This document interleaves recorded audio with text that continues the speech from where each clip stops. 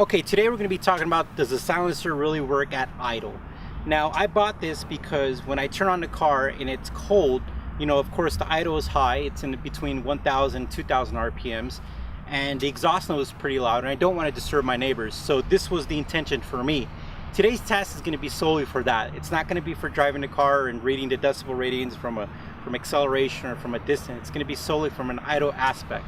I know there's other people out there who have that concern that, you know, maybe you don't want to disturb your neighbors and see if you can reduce your exhaust note. So what I did is I bought a decibel reader and I bought a universal silencer. I went ahead and took the extra step to wrap it up with some ceramic coating, exhaust packing is what they call it, and let's see if that works out. So we're going to do a test with no silencer on there.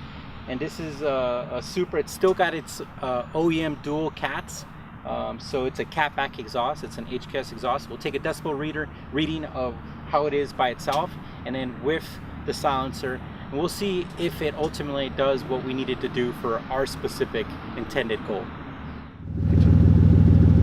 Okay, this is our first test. No silencer. I'm on the end of this line, and we're going to try to do a consistent test. So I will be quiet.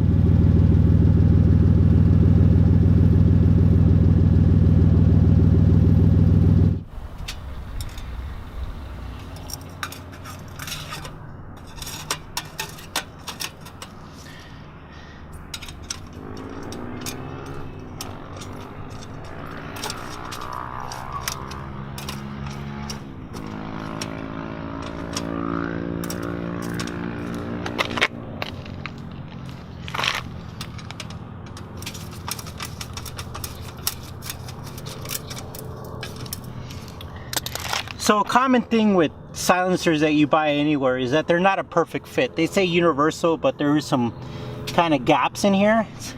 And so what the packing does is it kind of like seals that as best as you can.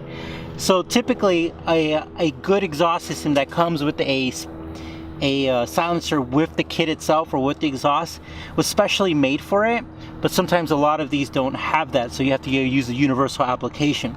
So I thought I'd point that out. Okay, so as we see, it's installed.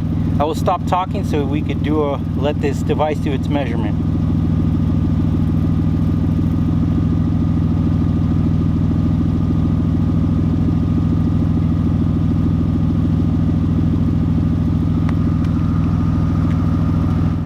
So you saw the results.